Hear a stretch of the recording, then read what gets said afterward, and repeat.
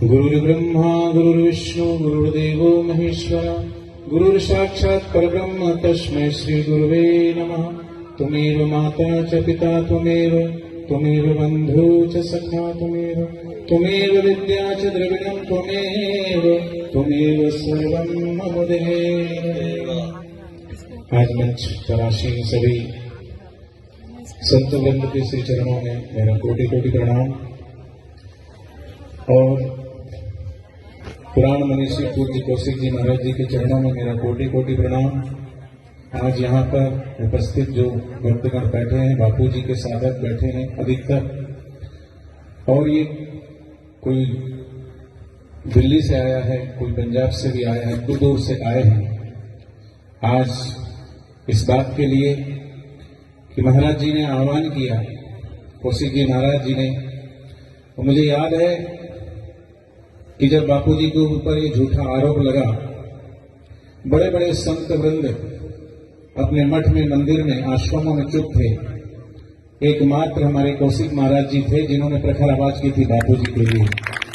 आज उनका जन्म दिवस, और ऐसे कौशिक जी महाराज जी ने आप अपना आज का जन्म दिवस बापू जी की रिहाई के नाम किया। और आज इसी उपलक्ष्य में ये संत वृंद, जिनको लाखों नहीं करोड़ों देश नहीं परंतु पूरा विदेश जानता है, ऐसे संत वृंद आज इस मंच पर आसीन हुए हैं इस बात के लिए। मुझे पता है कि जब बापू जी की गिरफ्तारी हुई, हम अगर मेट्रो में जाते थे दिल्ली तो लोग उंगली उठाते थे। देखो, साधु की वेशभूषा में देख करके उंगली उठाई जाती है आज भी। ये संत समाज पर जो कलंक लगा है, उस कलंक को कौन उठाएगा, कौन मिटाएगा? छोटी छोटी फैक्ट्रियों में काम करने वाले मजदूर, वो अगर वहां कुछ गलत होता है तो वो यूनियन हड़ताल पर बैठ जाता है अपनी मांग के लिए। अगर डॉक्टर के ऊपर कोई उंगली उठाता है तो डॉक्टर अपनी हड़ताल कर देते हैं। कोई वकील के ऊपर कोई उंगली उठाता है तो कोर्ट में हड़ताल हो जाती वकीलों की। रश हो गए। अगर संत समाज एक हो जाता और आवाज अगर बापू जी के लिए, जैसे कौशिक महाराज जी ने उठाए हैं, उस तरीके से अभी संत अगर आवाज उठा लेते तो आज बापू जी जेल में नहीं, उन सबके बीच में होते। पर आज इस बात का सौभाग्य है कि महाराज जी ने हमेशा बापू जी के लिए प्रखर आवाज की। बापू जी के देवी कार्य, सेवा कार्य अपने मंचों पर करवाते रहे, चाहे वो तुलसी पूजन हो, चाहे मातृ पितृ पूजन हो, चाहे गौ माता की। एक बार बापू जी से किसी ने पूछा, जज ने, ये आपकी गौशाला है, हमने सुना है सैकड़ों गौशाला है बापू जी की, आज इस गौशाला के प्रांगण में आप आए हैं, कितना सात्विक वातावरण है, इस सब गौ माता का हो रहा है, प्रवाह है। क्योंकि अगर संत सुरक्षित नहीं होंगे, गौ माता सुरक्षित नहीं होगी, गंगा सुरक्षित नहीं होगी, गीता का ज्ञान सुरक्षित नहीं होगा। कहते हैं विश्व की 4 संस्कृति है, मिस्र, रोम, यूनान और भारत। 3 संस्कृति धीरे धीरे नष्ट हो गई, जो हमारी है भारत की। इस भारत की संस्कृति के रक्षक है ये संत, और संत नहीं होते तो संस्कृति नहीं होती। इसलिए आज कहना पड़ रहा है कि अगर संत, क्यों उंगली उठाई जाती है? उड़ीसा में लक्ष्मण जी की हत्या कर दी जाती है, पालघर में, और वो भी एक के बाद एक हमारे सनातन धर्म के संतों के ऊपर भी उंगली उठाई जाती है। तो मैं तो आज कौशिक महाराज जी के चरणों में प्रणाम करते हुए भगवान से, ईश्वर से यही प्रार्थना करता हूं, और हमारे सब साधक जो आए हैं, कि आप दीर्घायु हो, खूब खूब चिरंजीवी हो, और आपके द्वारा ऐसी सनातन संस्कृति का प्रचार प्रसार देश ही नहीं बल्कि पूरे विश्व में कीर्तिमान होता रहे। और आज जिस संकल्प से आपने इस आयोजन किया है, उनका जो जन्म दिवस है, हम सब ईश्वर से प्रार्थना करते हैं, उन्होंने जो संकल्प से ये रखा हुआ है कार्यक्रम, उनका संकल्प जल्दी फलीभूत हो और बापू जी हम सबके बीच में जल्दी आए। इसलिए मैं कहना चाहता हूं कि आज रेत की जरूरत रेगिस्तान को है, सितारों की जरूरत आसमान को है, पर बापू जी की जरूरत तो सारे हिंदुस्तान को है, सारे विश्व को है। तो ऐसे कौशिक जी महाराज जी, ये जहां भी कथा के लिए जाते हैं, साधक इनके चरणों में आकर के बैठ के जब देखते हैं महाराज जी का हृदय इतना विवल हो जाता है, व्याकुल हो जाता है कि वो बापू जी से प्रेम करने वाले साधक उनके चरणों में आकर के रोते हैं। आज भी टिकटी लगा करके बड़ी आस से, बड़े विश्वास से और हम सब संत महंतों को जानते हैं, यूट्यूब पर भी चैनलों के माध्यम से भी कई बार प्रश्न उत्तरी होती है।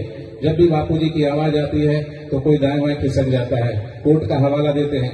अरे भाई, न्यायालय में मामला चल रहा है, इस बात को तो आप कह सकते हो कि सेशन कोर्ट ने सजा सुनाई है, तो सजा झूठी भी हो सकती है। हाई कोर्ट है, सुप्रीम कोर्ट है, पर ऐसा इतिहास में ऐसा पहला केस है, ये बुक इसमें कोर्ट में हमने साक्ष्य रखे हैं। देखिए किस तरीके से साजिश हुई है। लड़की उत्तर प्रदेश की रहने वाली मध्य प्रदेश में पढ़ने जाती, हमारे ही गुरुकुल में 2 साल पहले एडमिशन लेती है। उसके बाद फिर वो मध्य प्रदेश से उत्तर प्रदेश जाती, माता पिता को लेकर के जोधपुर जाती है और वो घटना बताती है। उसके बाद वो जयपुर आती है, जयपुर से फिर दिल्ली आती है, दिल्ली से फिर उत्तर प्रदेश में घर शाजापुर जाती है। उसके 3 दिन बाद फिर जहां बापूजी का रामलीला मैदान में लाखों की संख्या में जो पूनम दर्शन का कार्यक्रम था, उसी के पास रात के 2:30 बजे 3 दिन बाद 0 FIR करवाई जाती है। घटना वहां हुई, चलो माना घटना क्या हुई, मेडिकल होता है तो कोई जांच में कुछ भी नहीं मिलता, उसके बावजूद भी क्या सजा सुनाई है। अच्छा, साक्ष्य हमने 5 दिए, लड़की बालिग है, बालिग है, बालिग है, 5 साक्ष्य, उसी के सर्टिफिकेट LIC का, राशन कार्ड का और अनेक प्रकार के सर्टिफिकेट, कोर्ट ने एक भी नहीं माना। हमारे ही गुरुकुल का आधार बना करके उसका सर्टिफिकेट और बापूजी को इतनी बड़ी सजा सुनाई। क्या सजा सुनाई है? सिर्फ आजीवन कारावास नहीं, अगर बापूजी 150 वर्ष जीते हैं तो 150 वर्ष कारागार में ही रहेंगे। ऐसा कौन सा संविधान है? अगर बापूजी 125 साल जीते हैं तो वो जेल में जब तक उनके प्राकृतिक श्वास है तब तक वो बाहर नहीं आ सकते। शायद इसलिए कि बापूजी लंबा जीने वाले हैं, थोड़े दिन बाद भी अगर बाहर आ जाए तो सरकार को खतरा हो सकता है। वो जानते हैं बापूजी की ताकत को। आज भी अगर बड़े बड़े दिल्ली, मुंबई, कलकत्ता में नहीं, आज अगर इस ब्रज क्षेत्र में भी बापूजी के चरण पड़ जाए तो यहाँ कुंभ लग सकता है। आज भी ताकत है बापूजी की, ये बात अच्छे से वो जानते हैं।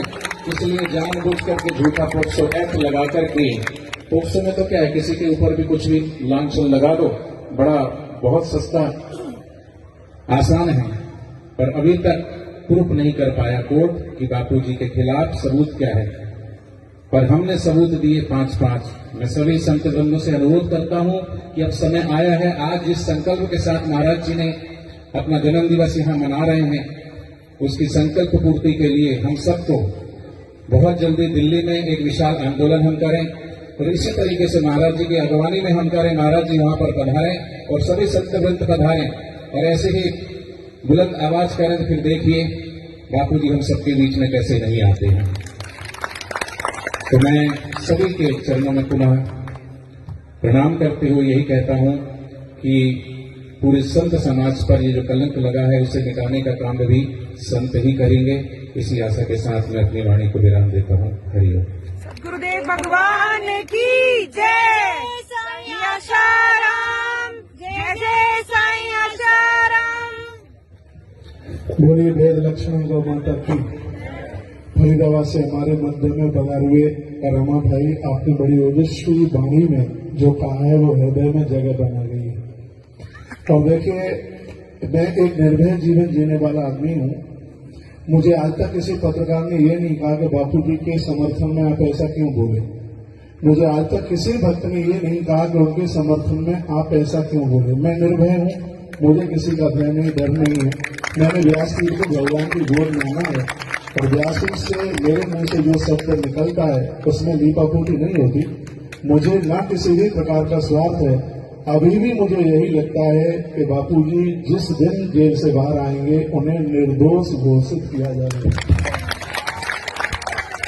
और वो समय अब बहुत जल्दी है। ये सब बनावटी बातें नहीं है। मैंने आज का अपना जन्मदिन उन्हीं के लिए उनके चरणों में समर्पित किया है। तो बहुत शीघ्र बाहर चल के आएंगे और इसमें अतिशयोक्ति नहीं है। जिस दिन वो बाहर आएंगे सड़कों पर 50 लाख आदमी होंगे।